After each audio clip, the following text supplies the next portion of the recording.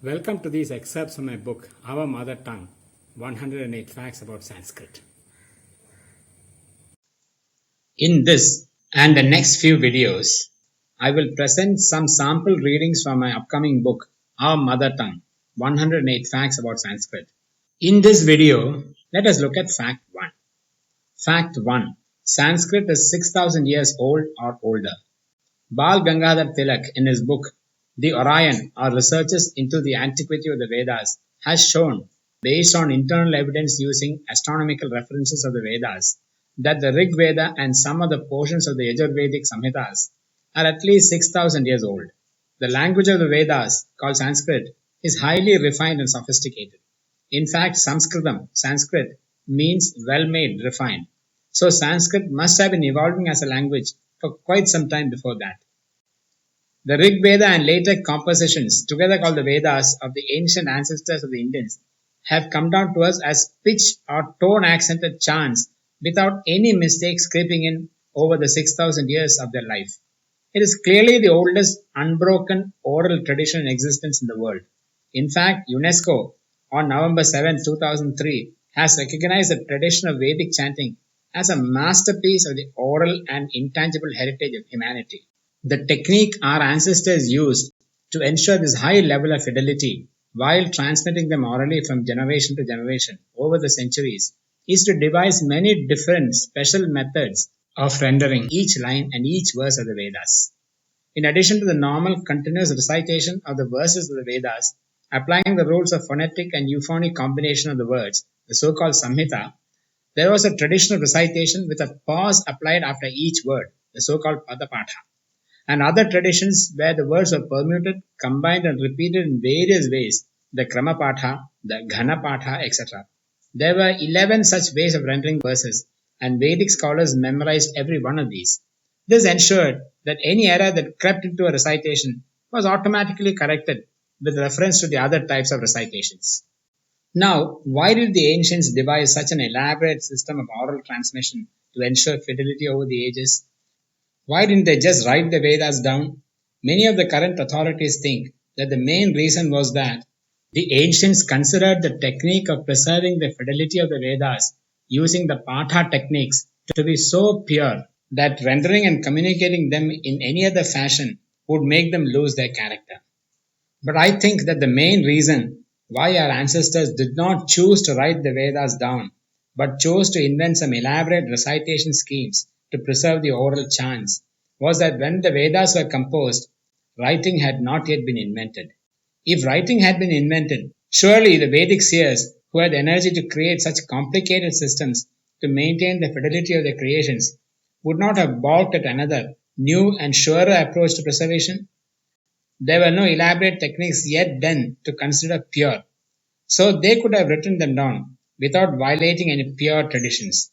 Remember that the Vedas were considered sacred, handed down to our ancestors by divine authority.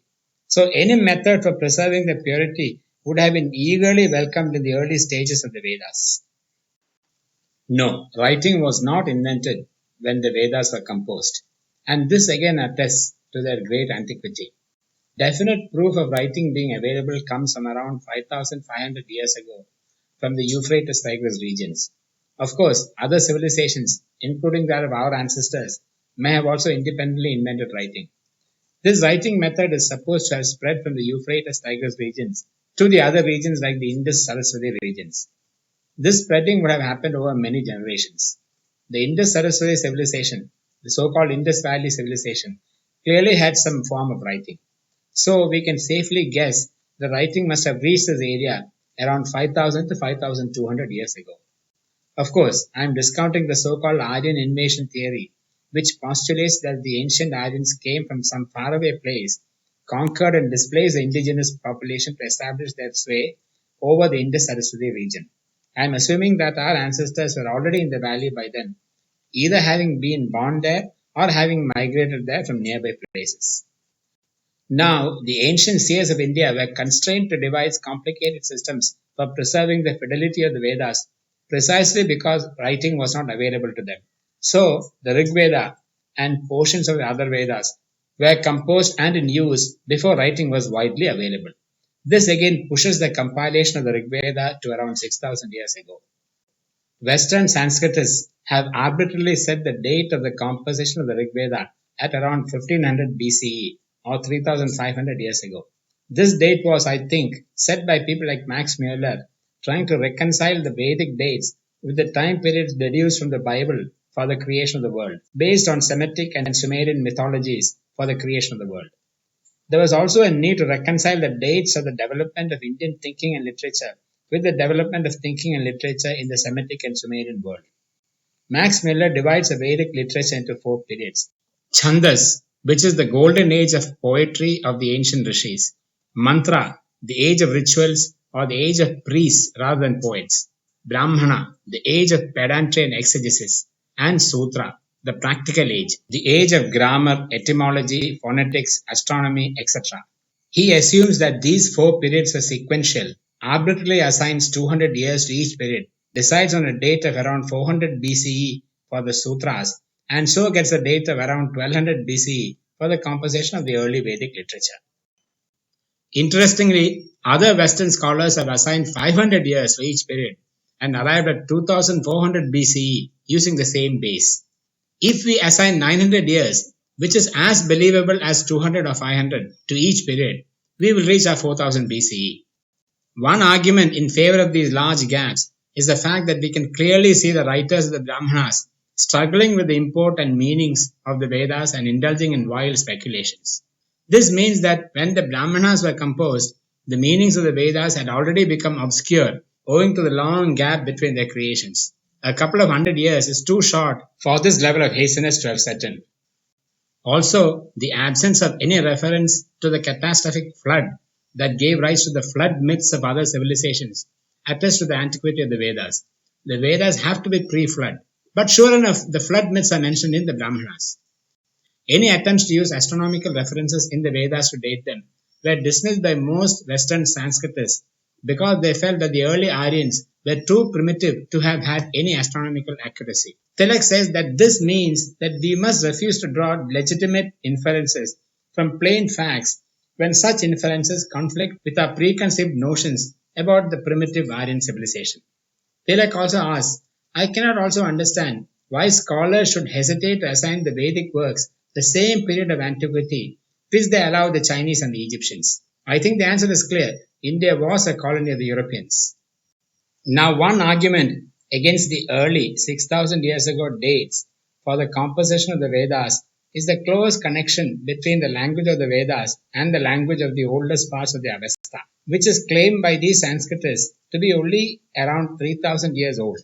How could the Vedas that were composed 6000 years ago and the Avesta composed 3000 years ago have a very similar language? It had to mean that the language of Persia had to remain unchanged for 3000 years. I see an objection to this argument. For one, Sanskrit has a track record of staying surprisingly stable till the Prakrit revolutions of the late 1st millennium BCE.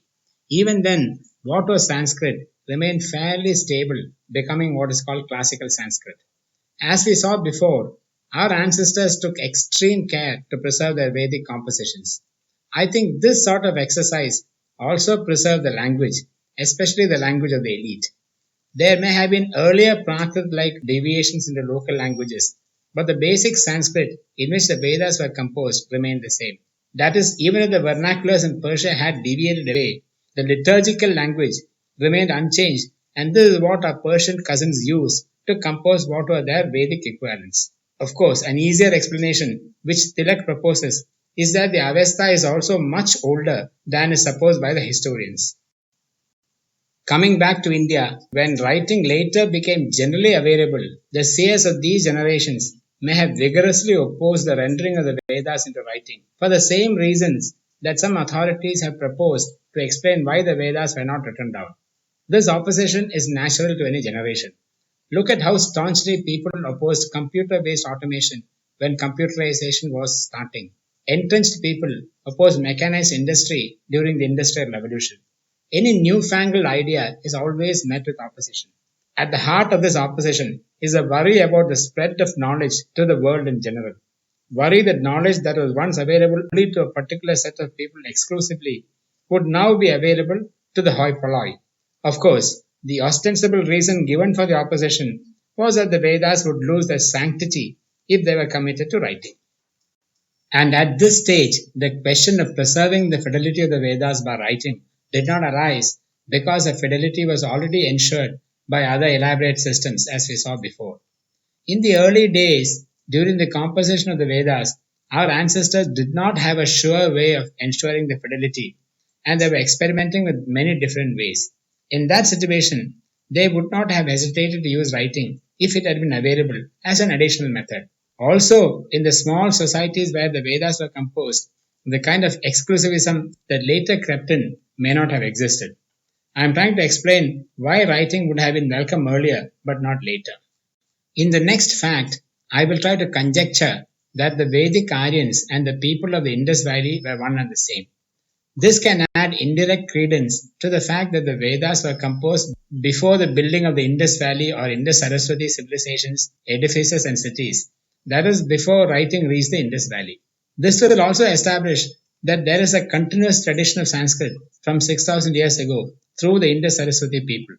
Of course, even if they were not the same people, nothing prevents us from assuming that the Aryans carrying the Vedas with them lived side by side, sometimes as enemies, sometimes as friends, with the Indus Saraswati people. Therefore, continuity cannot be in question.